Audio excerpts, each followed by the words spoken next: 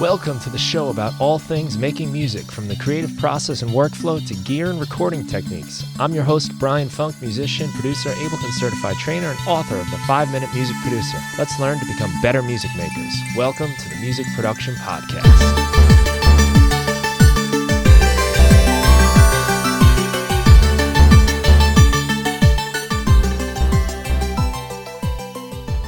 Tim Atlas is a musician, producer, and Grammy-winning songwriter in Los Angeles. His new EP, Reverso, was recorded in his home studio and combines Indie and Psych rock with RnB and Soul. Tim spoke to me about the production of Reverso. We touched on songwriting, arranging, and collaboration. Tim shared how he likes to move fast and commit to his sounds by printing them with outboard gear and effects. We covered a lot of ground, from practical techniques to philosophical approaches. Please welcome Tim Atlas to the Music Production Podcast. All right, Tim, welcome to the Music Production Podcast. Good to have you, man. Thank you for having me, man. Great job on the new EP, Reverso. Been listening to it a lot. I've mentioned to you before we hit record. It's really nice this time of year. It's like late spring. It's starting to get hot. I'm driving around with the windows open. It's a great sound, good feels. Really nice work, great production. Dude, thank you so much. Yeah. It's like, I don't know, in LA, there's not so much weather, you know, it's kind of like one thing. So it's nice to hear that it can exist in other climates. It's becoming like it probably is here. So yeah, nice. It's very triumphant after the long winter. We had a lot of snow and cold, and so I know, yeah, I dodged that one, punctuates man. it well. Yeah. Yeah, so I heard a lot of really cool influences in it too. Like if you would have told me some of these songs came out in like maybe like the 70s, like in kind of like an R&B vein, I was hearing like Shy Lights and Stylistics type of Amazing. thing. I mean, some great stuff, especially like the production, but also like your vocal quality has really got that soft melodic tone to it. It sounds great. Oh, thank you, man. Yeah, that's high praise right there. I love all that stuff. So definitely referenced. Yeah. But you got like other stuff too. As it went on, I started to pick up on like more of the guitar playing, kind of felt a little more like indie rock stuff. I'm curious if, is this like just sort of the way things can come together, or was it like a conscious effort to blend different influences on your part? It's not really a conscious effort. It's just something that I do because I grew up around like so many different types of music, and I can't really ever make a decision on what I want to sound like or what I want to do. So I just like create and hope that like my natural tendencies shine through and become the thread that kind of like connects all the songs, you know. I've spent like Right. so much time thinking about, okay, like I want to be like in this like pocket of music. But I feel like it's sort of wasted bandwidth because I don't want to create like that ever. So yeah, tried to figure out a way to just like glue the thing without thinking so much about it. Mm. That's actually nice to hear, because I've heard a lot of the opposite advice. They're like, no, dial in, be the guy that does this thing, that's going to be your wheelhouse. Yeah. And I don't know, maybe there might be some truth to that, but I like myself as well, like so many types of music I want to make, so many styles I want to explore that I almost can never do it. Maybe for the length of an EP or an album, I can stick in a lane, but not much longer than that. It's interesting, man, because like I've had a few people, like other artists, come up to me and say like, man, like you look like you like know who you are, you know, like you know like the type of music that you make. And I'm like, that's like not true at all. I actually have no idea. I'm just kind of like going with it. I think there are threads like that I've recognized where I'm just like, okay, I should put a Juno in this because that's sort of like a recognizable thing that I do. Like there Mm. are some, you know, intentional things, but for the most part, I'm just trying to go with the flow and trust in the process. Yeah. Well, I think that's like how you get your voice, really. You know, if you're Totally. trying to do a specific thing all the time, sometimes you kind of are more emulating and trying to reproduce. Whereas when you let these like curiosities happen and you follow them, you can really discover where you are and what works for you and what you enjoy doing, what you're good at, and surprise yourself a little bit. 100%, man. Yeah. And it sort of informs like the next project and the next project. And I just feel like it's a process, man. So as much as Yeah. sometimes it sounds like I've figured out who I am and what I want to make, it just like kind of veers into the next thing, you know. Yeah, absolutely. When did you start working on this record, Reverso? Um, I started working on it in 2025. I got my studio together, just like spending months, like treating it and of course getting new gear. And Oh, yeah, it's so funny, man, because like I got all this gear and I got a tape machine and I'm like stoked on everything. But at the end of the day, like I had to write the songs, you know? And I feel like I get so caught up in computer world that mm, sometimes I forget about the song. So, for this record, I got the studio ready, I got all my toys together, and then I just, like, ignored it and tried to write the songs, like, just with guitar and vocal. mm, Um, so yeah, a weird, like, 360, but, yeah, it was about in 2025 that I started just, like, going back to basics. yeah. I saw a lot of cool video of your studio on your Instagram. Yeah. It looks like a good place to hang out, nice, bright. And I did notice the Juno on the rack of Yeah. synths you had there. Yeah, Yeah. dude. I love my synth rack, but, like, um, it fell, like, Oh, while I no. was I was, like, doing laundry and, I'm an idiot, and I, like, was, like, hanging jackets on the wall, and, I guess jackets are heavy, and I and it guess all just just came, like, enough. tumbling down upon me. So the Juno still works, although the resonance slider just like fell off. So Yeah. Oh, man. but yeah, man. No, the studio is great. It's like in the downstairs area of my place and yeah, no, it's been really like cozy and nice to have people over just like as like a really comfortable place to, you know, make whatever. Mm. Yeah, there's a lot of ways you mentioned like writing the songs. I think when you're in the computer and playing with your gear, it's fun to sort of write and produce and experiment at the same time. But something like a tape machine gets you honest because you can't do like all those like kind of tricks of looping and bringing stuff in and out. So you have to really know where you're going, like start to finish with an idea before you start bringing that thing into the mix. Yeah. Yeah, man. It's really nice, like the tactile stuff too, you know? I just like Mm. turning knobs and, you know, pressing like the left right button and like the, you know, pressing three buttons to record and Yeah. it is fun, but I've actually made it so that it's sort of an analog digital like hybrid. So a lot of the time I'm Mm. just recording the vocal, getting it right, and then sending it from Ableton into the tape machine, sometimes into like the Spring Verb, and then like back into Ableton like after it's printed to tape. So a little Mm. more forgiving, but definitely, definitely, you know, different territory. Yeah. I do something very similar. I have one just behind where you are right now. Um, Uh, and it's fun to bounce things to tape, to just get some character and see what happens to it, but then bring it back. And now it's this kind of, it's like another sample, I guess, that you can play around with, but it's Totally. you. Yeah.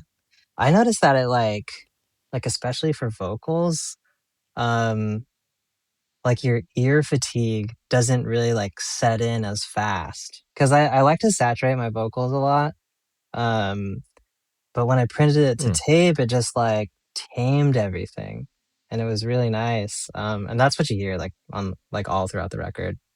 But yeah, yeah. man, definitely a world that I unlocked during the making of Reverso. Oh, yeah, that's cool. You found Yeah, some new territory. I guess that's exactly. why you get excited for the next thing, right? 'Cause you're like, oh, now they did that. More toys, more toys. You know, your vocals sound really smooth on the record. That was something I wanted to ask you about.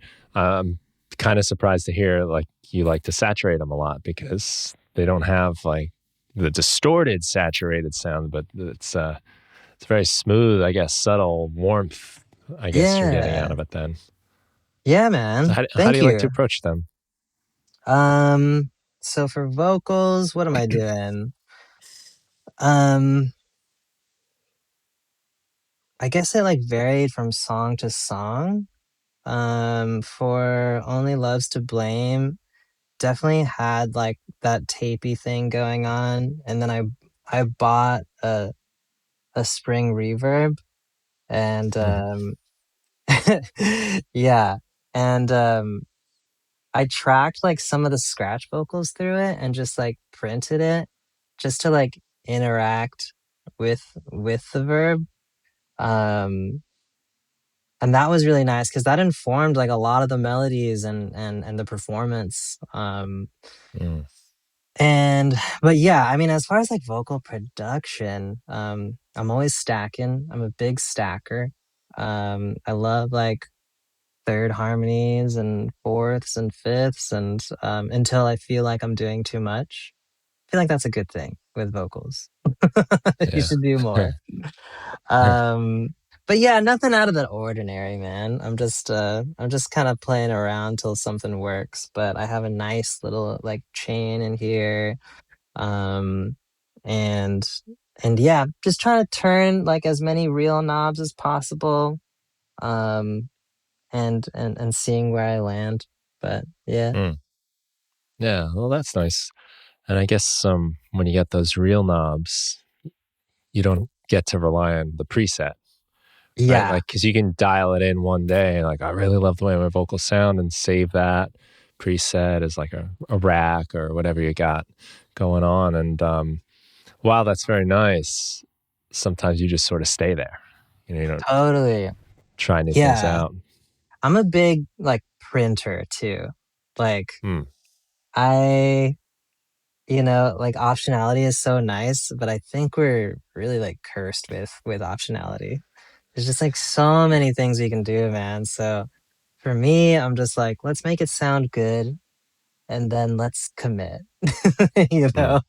And my mixer doesn't, he doesn't appreciate that, but um, I don't know. I just feel like however you can get the idea down like as quick as possible, and have it be, as much of the final thing in the beginning, like that's kind of where I like to land.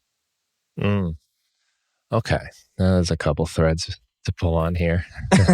You've definitely tapped into something that comes up a lot when I talk with people and we have these conversations is I think it's like the modern musician's problem is there's so many options. Like we can do Yeah, so much. It's amazing. It's all of my dreams come true when I was a kid with a 4-track, wishing I could have even just more tracks or other instruments, but now we got it and it's a problem that you don't know where to go. But that method and Ableton Live just added the bounce in place features, which I'm just crazy about because you can just commit with like a quick click I and what know. you had is now it's there and now you have to react to it instead of making something new.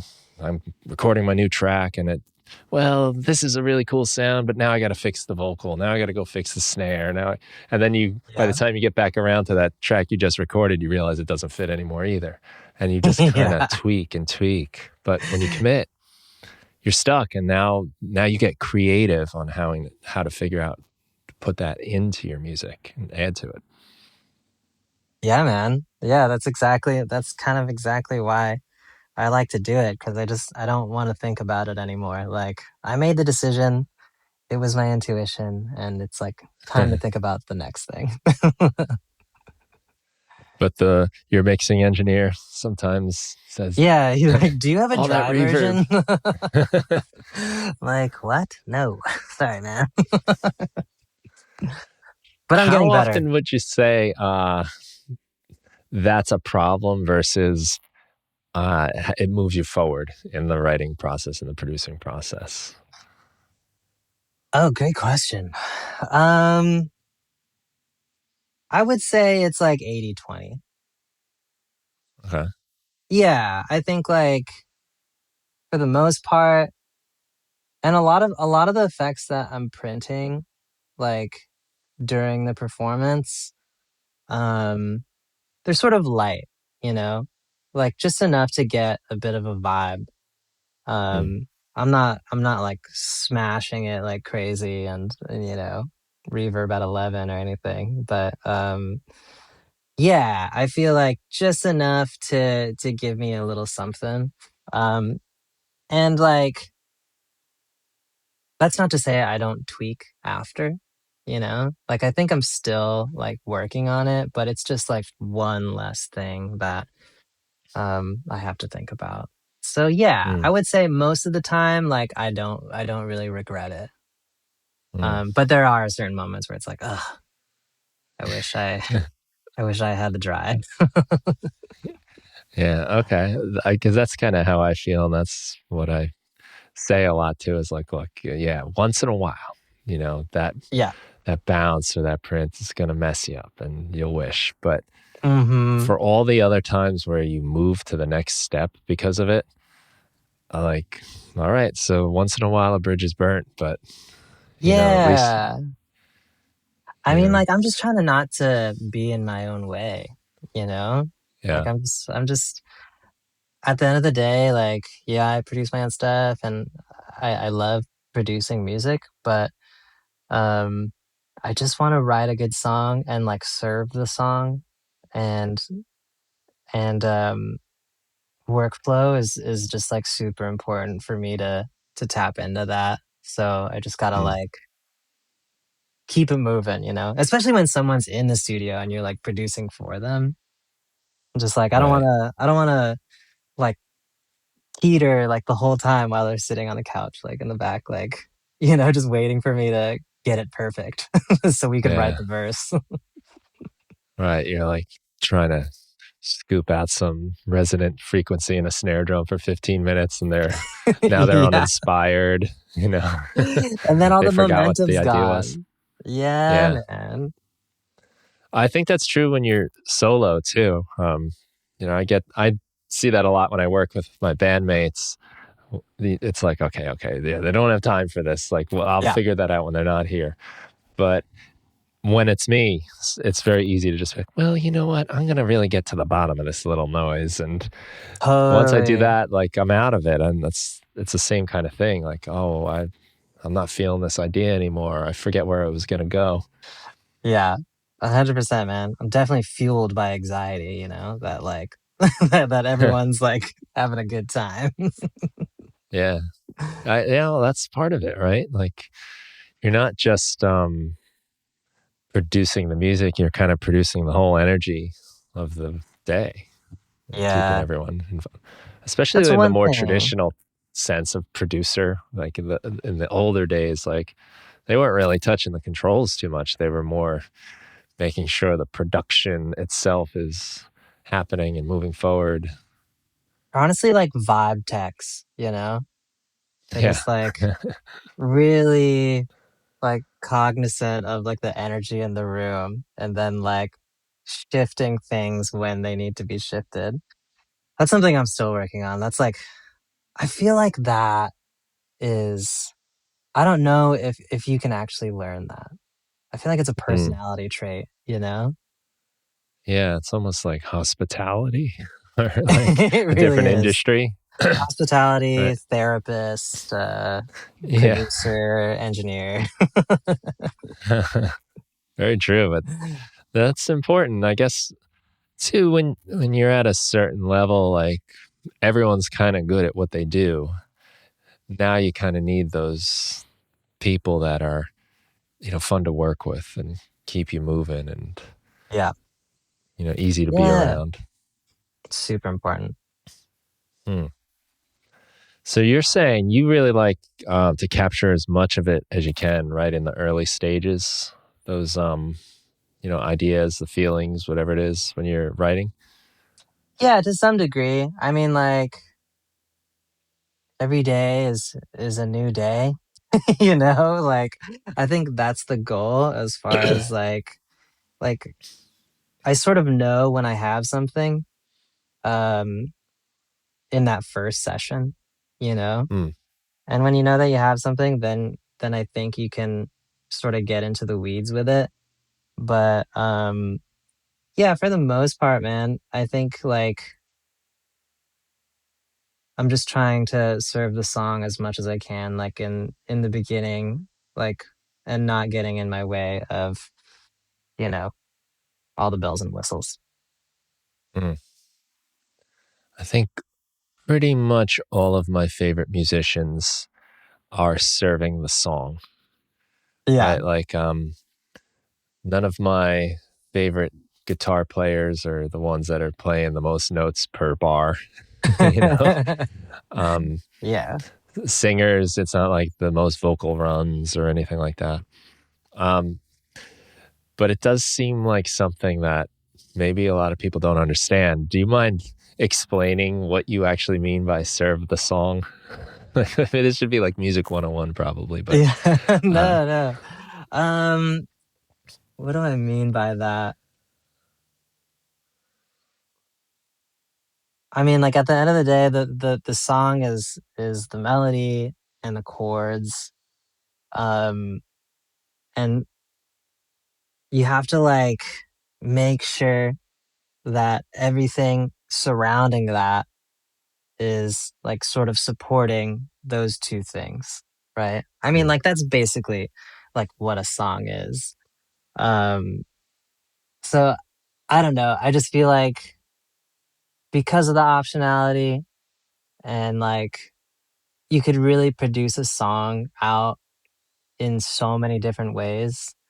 Um, I try to keep it like pretty simple. And I try to make sure that I mean, like our sessions just get so huge, you know. We have like 60 yeah. tracks, you know.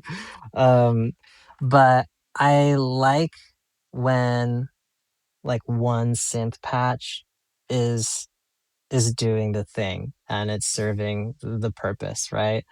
Like I don't know if I want to add another like synth patch on top of it and then like add an arpeggiator on top of it and then add like a counter melody on top of it. Like I just I don't think that that ever really sounds great. Like when I Mm, listen to music, I kind of want to know like what I'm hearing, you know? Like, oh, okay, mm. there's a pad right there and there's like a guitar melody there. But like because we can track as many things as possible, like I don't know, I think a lot of us do that. Mm. And it takes some like restraint to really like highlight the melody and the chords and the musicality. Does that make sense? It makes a lot of sense. Yeah. Yeah. I can remember when I first started working on music in a computer where you had infinite tracks, and it was like a badge of honor. This track Yeah. has 82, audio tracks in it. And like you're like, wow, how did you do, how did you get that one? Yeah. And you almost feel like I'm not legit if I don't have scrolling, meters in my track where you just keep going down and down and down. Yeah. Yeah. Um, I feel a lot less that way now. I've found that it's kind of, I think of it a lot. I teach high school English as a day job, and I teach music production online for Berkeley. And when I have, it's like I think 15 to 20 is the number. Mm. Up to that, I have individuals, and I can like get to know you. I get to know your writing or how you make music and your style. Once it gets past that, though, it's no longer individuals; it's a crowd, and it's kind of that way with the tracks and the music. Like I can hear your pad. That's a cool like Juno pad in there, and a nice guitar part. But once there's like much more than that, it's like, oh, it's the wall of sound effect, and Yes. it might sound nice, but I don't know what I'm hearing anymore. It's just a lot of stuff going on. That's such a good way to put it. Yeah. It really is a crowd, you know? And it's hard to like point out like who's who because there's so much shit going on. Yeah, right, right.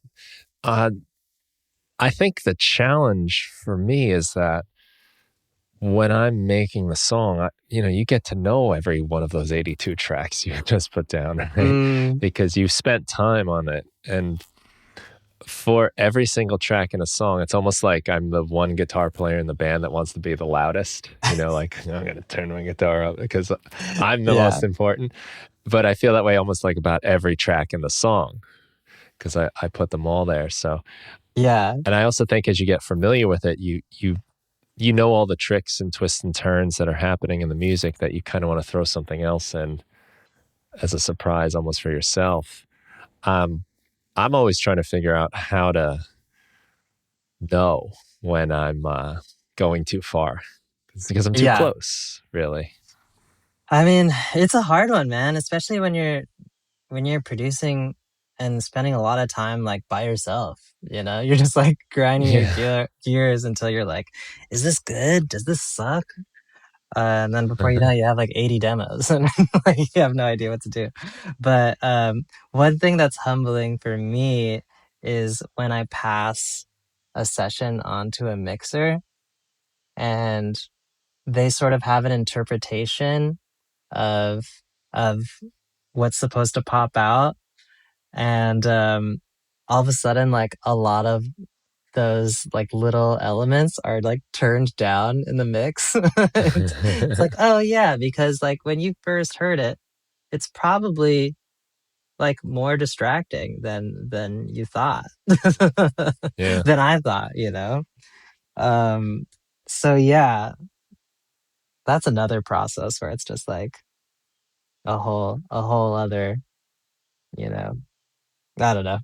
But Yeah. Yeah. yeah. Well, when they don't care, right? Like they have no emotional attachment to anything in the song. So, True. yeah, we could, True. I'm They just going definitely to don't pull care as those much as down. you. Yeah. Yeah. Yeah.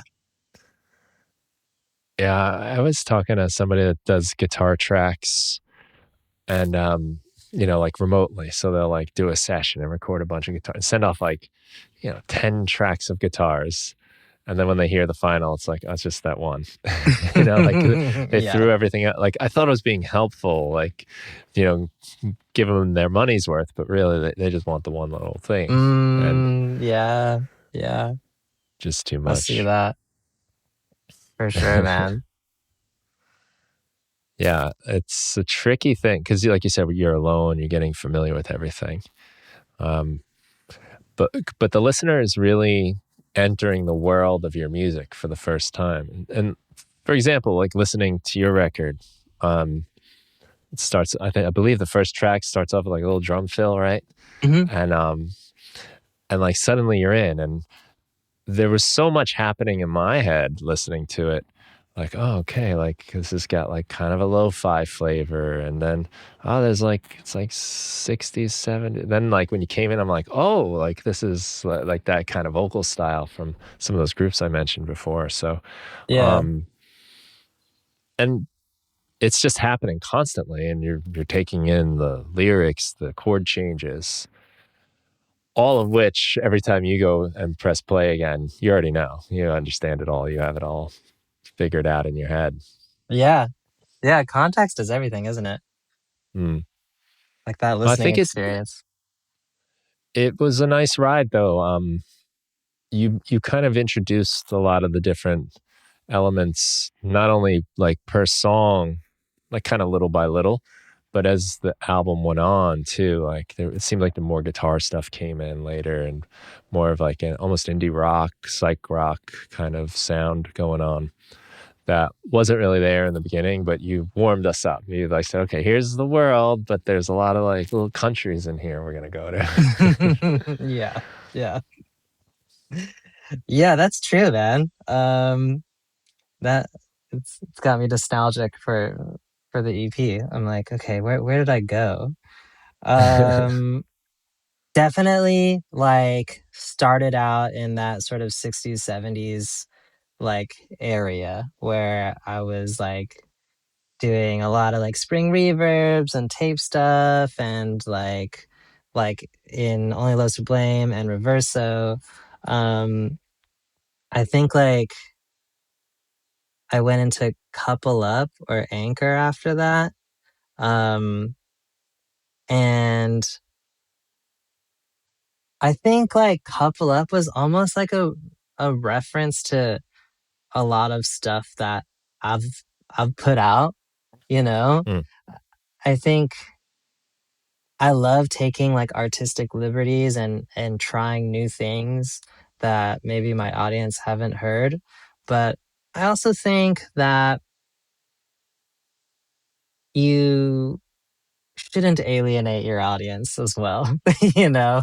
Like giving them a little familiarity, I think is a good thing. And mm, if you can find a middle ground where it's like, okay, maybe I've done a version of this before, but I'm doing like a couple different things and I've never, sang about this subject matter or, um, stuff like that, where I just feel like, yeah, maybe it wasn't so much in that like 70s realm, but it still felt like a thread into all the other stuff that I've done, like within the context of my like library, you know. mm, Um so and on top of that, like I really liked some of those songs that were like less like vintage inspired. And I was also going back to them, during the making of the record. I'm just like, okay, how else can I glue these songs? Like what other elements can I take from, Only Loves to Blame and put it into like 10th Mile? And sometimes that worked where it was like, okay, like this feels like a nice glue. And mm. sometimes it didn't work. And I was just like, okay, you know what? Fuck it. I like the song and like I want it on this record because it feels like true to who I am at this moment in time.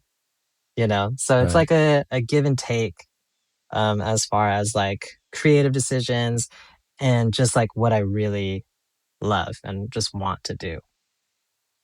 Mm. So that's Yeah, cool. So you're once you have like some of these songs, you're kind of thinking about like, all right, how do we make them work together in an album? So you're bringing maybe like is it like sounds or kind of production choices that you're kind of pulling from one and bringing into the other? exactly. Yeah, so like, you saw the Juno, like that sort of makes an appearance and everything. Um like even like the little like tape stuff that I did, um sort of subtly makes its way. Um Mm, the way that I like produce the vocal too, like as far as like the stacks and like the harmonies, like I sort of trust in the process. Like it's really not different, um, like throughout each song, unless I want like a single vocal like up front. I think like the philosophy like still remains the same. Um, I know I was like messing around with like real drums versus like drum machines and like programmed drums. So Um, like I threw a drum machine and couple up like against like the more real like drum sample. Reverso, I did a similar thing where it was like some more like drum machine electronic elements against like the real drum sound um, that my friend Effa recorded at his studio. So yeah, just like, finding all of like the little elements and making sure that, a couple things sort of like are borrowed from one song to another. Mm. I think that makes sense. Yeah. But that's, Yeah. that's what I did. Yeah, that's nice. And it does feel very cohesive. And I guess those things make a big difference. I really like the drum production on the record a lot. I was almost wondering if some of the snares or maybe even the kits were going through like guitar amps or something, but I'm guessing maybe that's the spring reverb sound I'm Yeah, I hearing. use this plugin. Um what's it called? It's the Telefunken Echo Mixer. Do you use that Hmm. one? No, I don't know it. It's interesting. So it does have like it has a spring like built into it, but it's like these like three preamps that kind of interact with each other. So I put that on a bus. And so I was like sending a lot of the drums. I sent a lot of shit to that to that bus. But Yeah. yeah, yeah, definitely played around with that one. And then obviously like my TAC tape machine, sending it through there. I also sent some stuff through the Chroma console. Ah, And I got one like, right there next to me. yeah, it's a Love that workhorse, thing. man. Oh, It can do so much. really can. But yeah, like sometimes I would throw it through like the cassette texture and like send Hmm. it back and then layer that in like with the more like clean stuff. Um, so yeah, just a lot of like layering and like tinkering until I find like a little middle ground. But yeah, thanks man. That means a lot. I like spend so much time thinking about drums. So Yeah, they sound cool. They've got a good like one of the things I think is so important about drums is like they have to sound like they're somewhere. Um, mm, and that doesn't necessarily mean like a lot of reverb either. Some I like a lot of the sound I think of those old records are pretty dead drums actually, and but they they're just in a real place, so they it has to come across. And I thought there was a lot of cool stuff happening with yours. I was wondering if it was coming out of some sort of speaker or, yeah, that makes sense though, going yeah. through something like that and like in the Yeah. chroma console type of thing. Yeah. A lot of those drums are like mono too. So it is Hmm. interesting, man.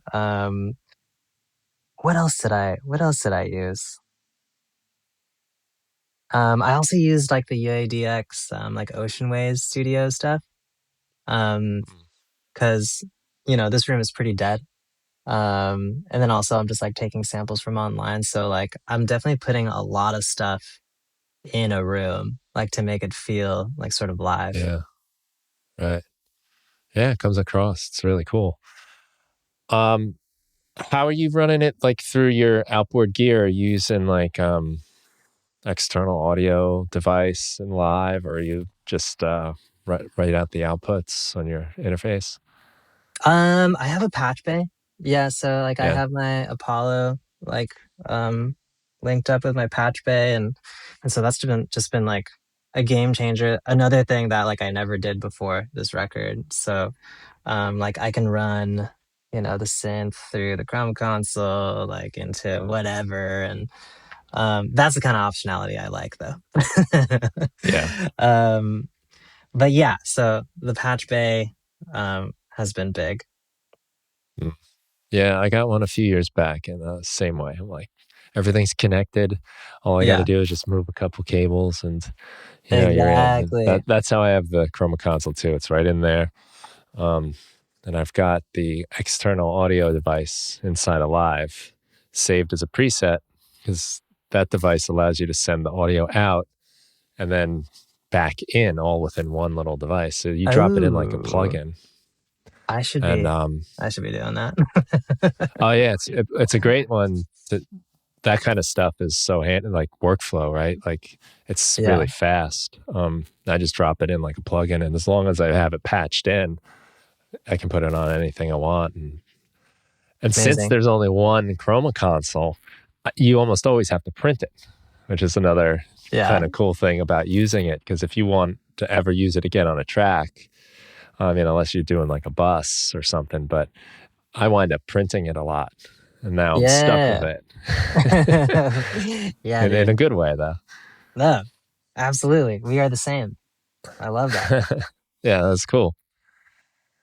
Um, so in the press release, I guess it was one of the things you were kind of dealing with, as far as like lyrically and thematically in the album was you moved back to LA.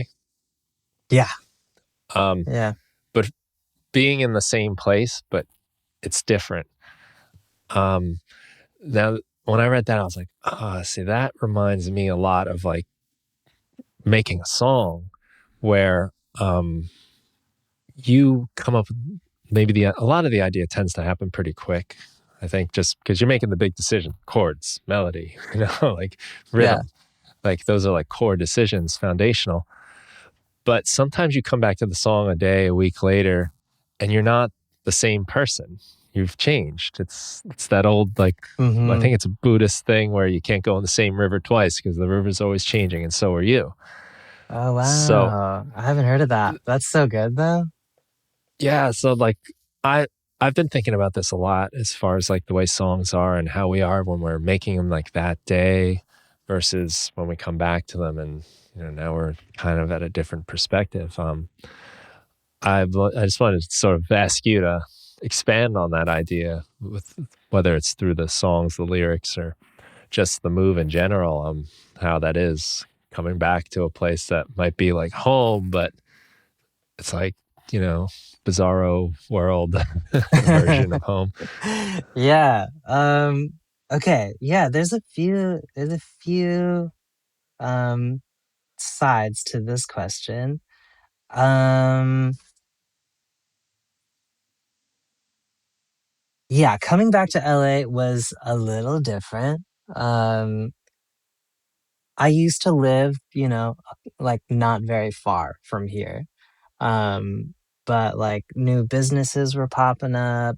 Um I'm a little bit older, so I'm not like a lot of my friends like I haven't seen super often or they have like babies, so it's like, Yeah. they're busy, which is like, awesome, but also like um I don't see them as much. So yeah, a lot of the record is sort of around that because there was a lot of duality in sort of my relationship with LA, um, and just like my relationships with people who live here. Um, so it was definitely like sort of discombobulating.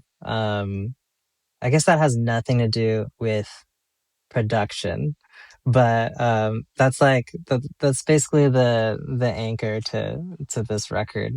And it's funny that you compared it to songs because yeah, like I definitely like different things on different days, and especially like Mm, years apart, coming back here after like, I don't know, 3, 4 years in New York.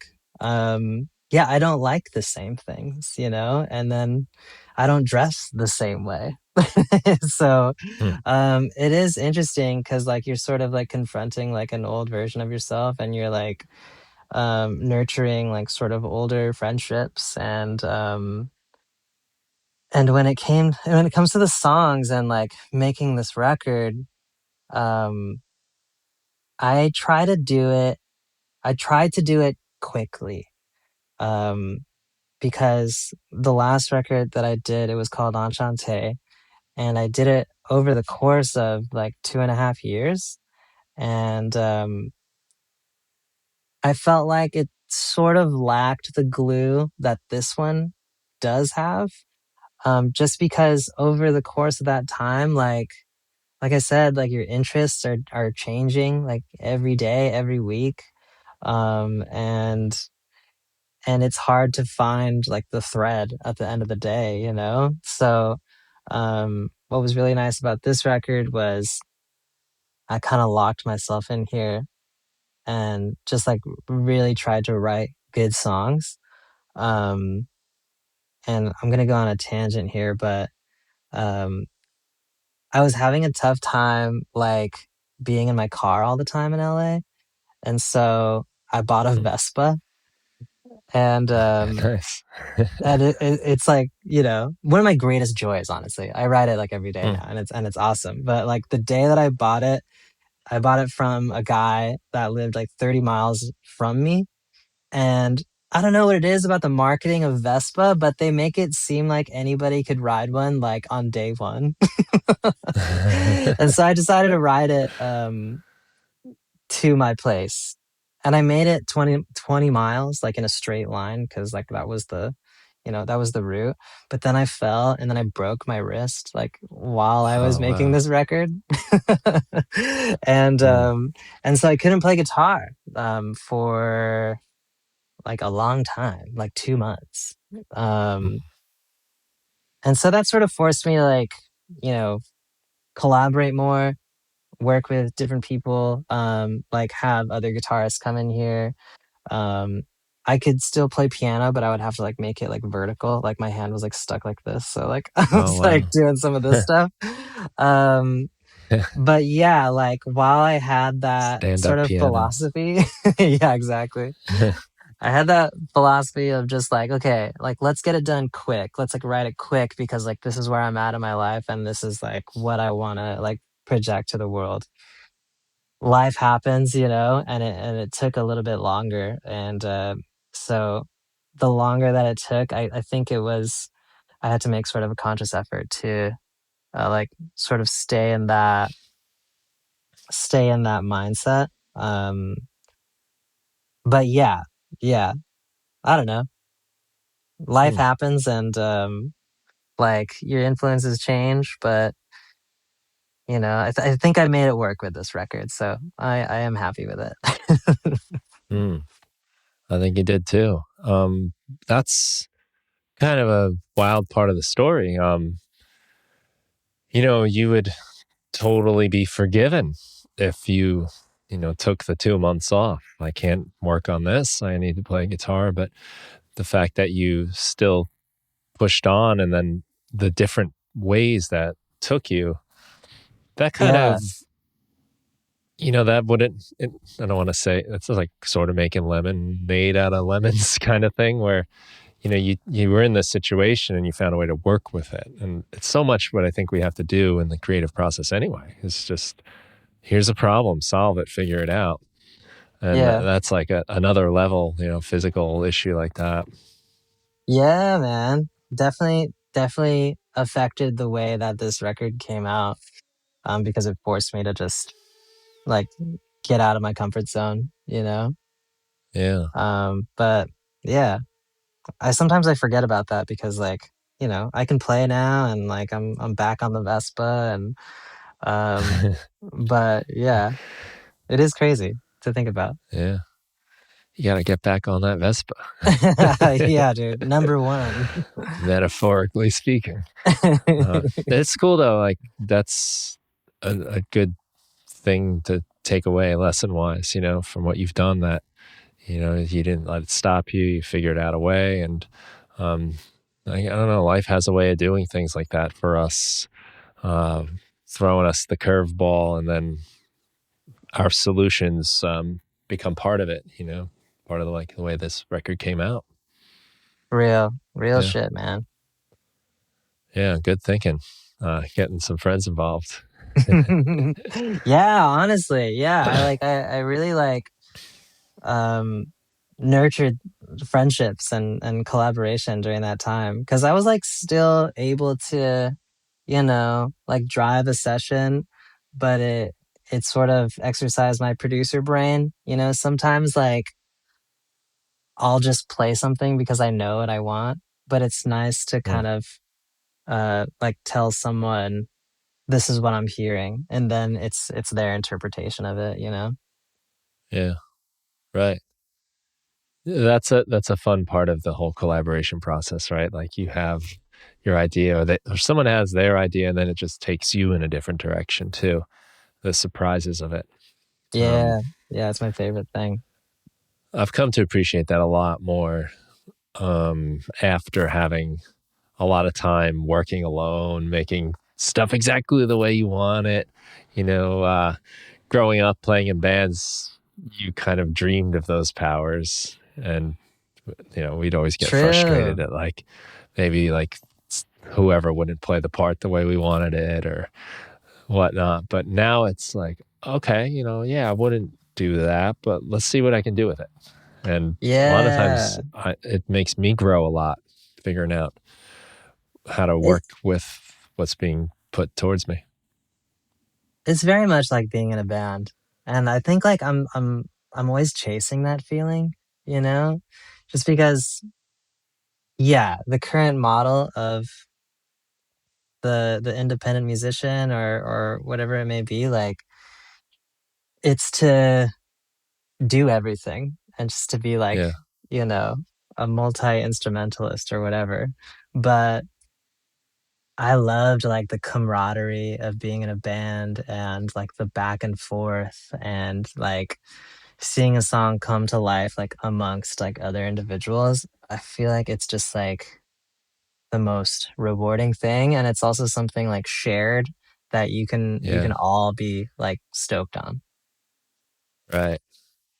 Yeah, getting that energy back. It's great when you're alone. You're like, yes, this sounds awesome. But there's Yeah. like no one a high five, there when you're playing and sometimes especially like loud and you can't talk and you just look and like everyone's smiling and like kind of nodding their head, like So unspoken, fun, dude.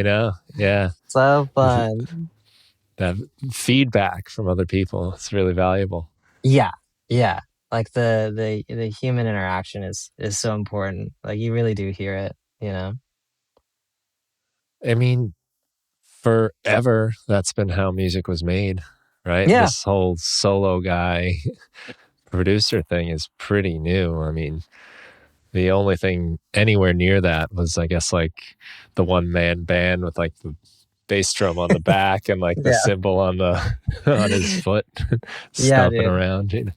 Like that But guy, that guy had to walk so Tame Impala could run, you know? yeah, there you go.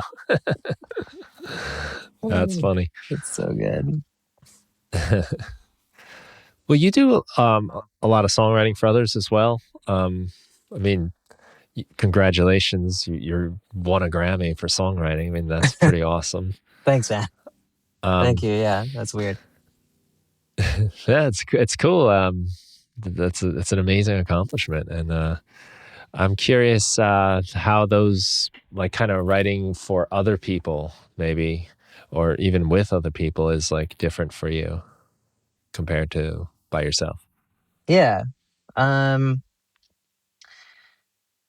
I when I like go into a writing session with other people, I try to like get a gauge on like what everyone does, like what their thing is, you know? Because if there's like three guitarists in the room, then it's like, okay, I'm gonna pick up something else, you know? Mm, Um, and so mm, like that's like one thing that I think about. Like I I I play different roles like in different sessions, you know?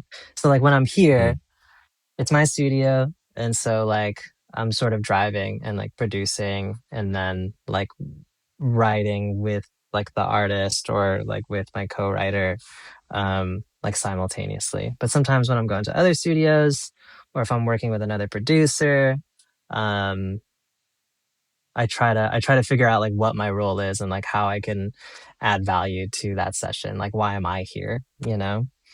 Um mm, so yeah, it really depends on the situation. I love doing all that stuff because it sort of informs my artist project, and it like when I wear like a different hat, it sort of lets me come back to my artist stuff with some context and like with some like fresh ears, you know, because I was like, if I was playing in like pop world or rock world, I can come back here and like kind of do like a mixture of those things, or you know, just like um, yeah. So I don't know. I love doing all those things. I want to do more actually. Hmm. Well, it sounds like you're serving the song again. You're finding your place and stepping out Yeah, of the way. If there's other guitar players, let them do their thing.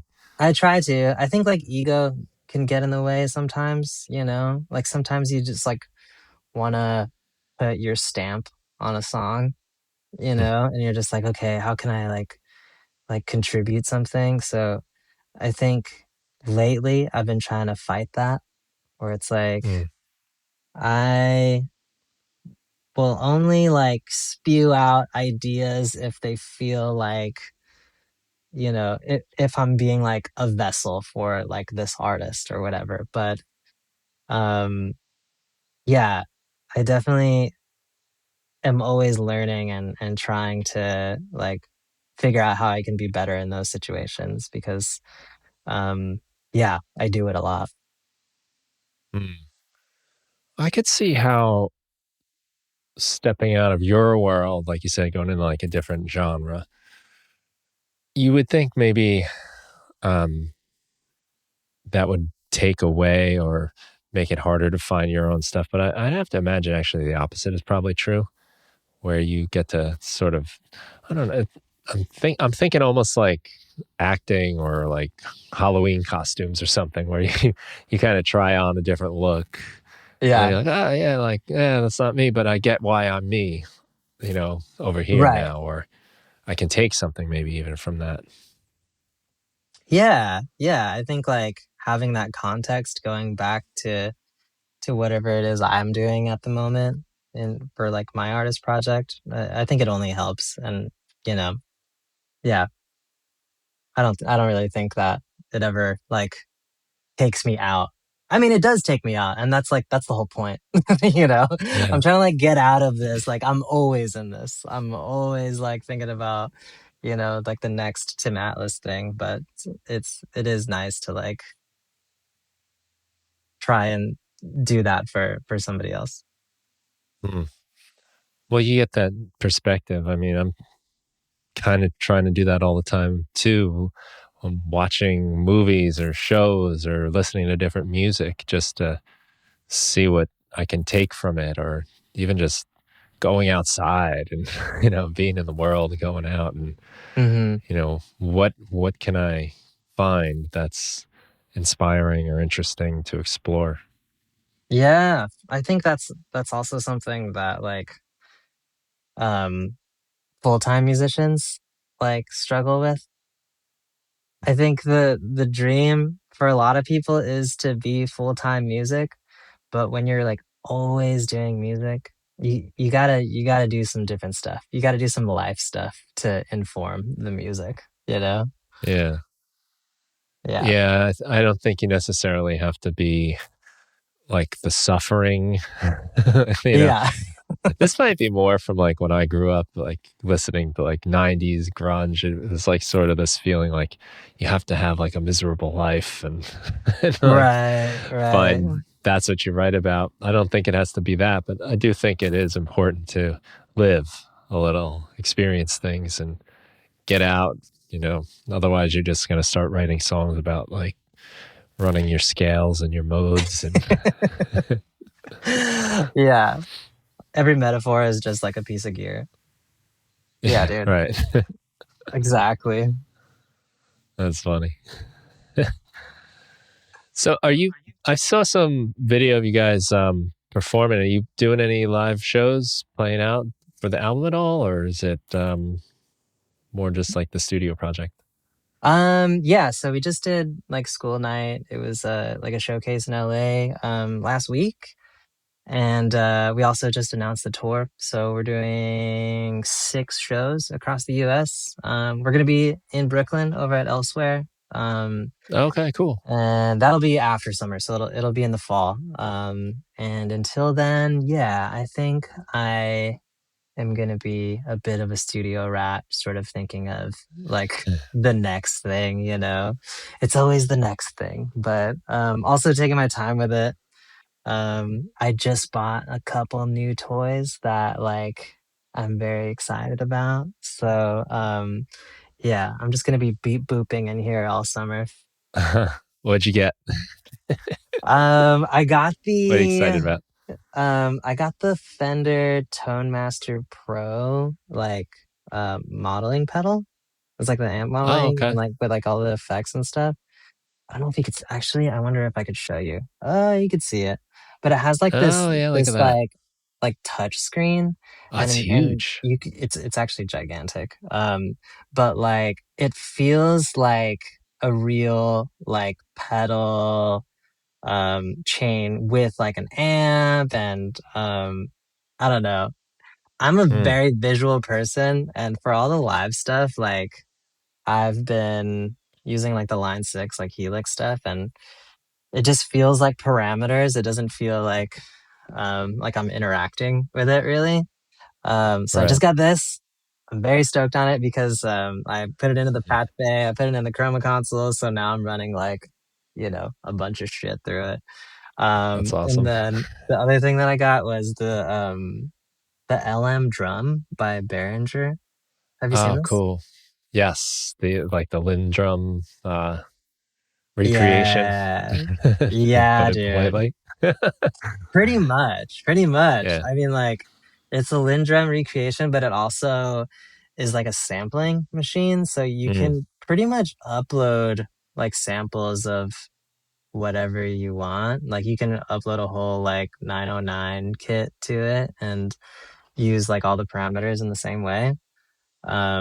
So yeah, I'm like, you know, thinking about the next thing, and uh, mm, I feel like if I can have a few like gear staples for like the next sound, then it'll feel like another world and, you know, cohesive right. or whatever you want to call it. But yeah, so that's what I'll be doing. Just chilling here, That's fucking around cool. in the studio. Yeah, those some of those Behringer drum machines are really cool. There's like an OBX one too, very similar, I think, to the LM, Oh, right? It's I haven't seen it. they're I think they're pretty much almost look exactly the same, you know, but just Okay. the different slight differences. But I Yeah. mean, for the price, like that does seem pretty exciting. But that is a Yeah. cool way to enter a project too. Is you know, as much as we're talking about reducing options and all that, but to pick certain things and be like, I'm going to figure these things out. And while I'm doing it, I'm going to make some music with it. And I Yeah. find that to be an inspiring way to work. Maybe it might be just a little setup or some kind of something like that. Like you said, to create the world that ties it all together. Yeah, man. I feel like I grew up hearing that like new gear doesn't like buy you inspiration or something like that. But I think it does. I feel like new gear just like gets you excited and it makes you try new things. So yeah, man. Yeah, I'm trying I to be agree. good, but yeah, I won't be buying anything else for at least a little while. I found like it can inspire you, but it's not going to make you. It's not going to make your hits for you. It's not going to make you better necessarily, but it can be something that gets you True. moving in different directions. It won't So, make you better. It won't make you better. That's true. well, I bet going on a tour like that will give you some life experiences that'll also fuel the next phase of whatever that becomes. So that's good. You're getting out there, seeing some of the world, and living. Yeah. Yeah, I love tour. I love tour. I love the studio more, but I also, love meeting people that like have like felt something from this music. And yeah, that's another thing, like Spotify and like we're and algorithms. It's all just like data and numbers, and it doesn't ever really feel real until like you meet the people that are actually listening to it. So um yeah, that's gonna be really nice. But definitely bracing myself, gonna hydrate and try and not age 5 years on the road. Yes.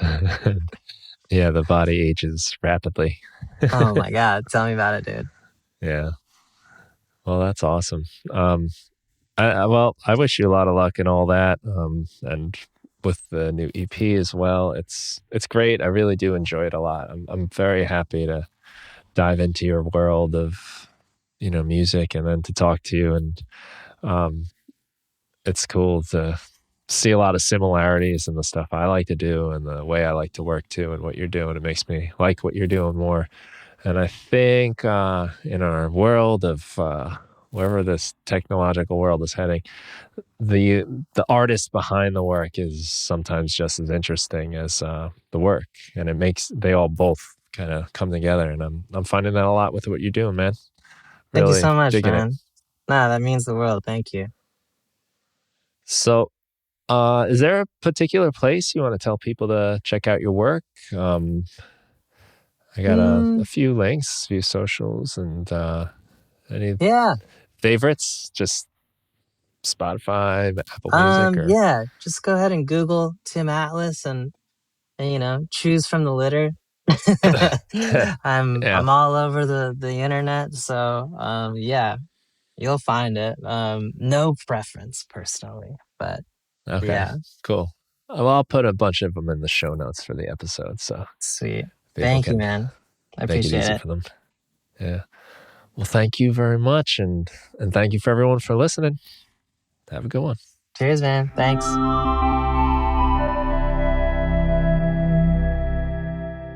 Thank you for listening to the Music Production Podcast. If you want to help support the show, the best thing you can do is tell a friend, someone you think that would enjoy the show. I'd also love it if you could leave a review wherever you get your podcasts. And if you want to support my work, you can go to brianfunk.com. I've got tons of Ableton Live packs, tutorials, samples. You can check out my book, The 5-Minute Music Producer, which gives you 365 short music making activities to help you get started, stay inspired, and finish more music. And there's also the Music Production Club, where you get my latest releases as soon as they're finished. It gives you access to a community of like-minded people who are making music and sharing ideas. You can share your music, find new collaborators, and participate in our live meetings where we set up some kind of musical challenge and then make music together and share our results at the end. That's the Music Production Club. It's a lot of fun, and you can find that and everything that I do at brianfunk.com. Thanks again for listening to the show, and have a great day.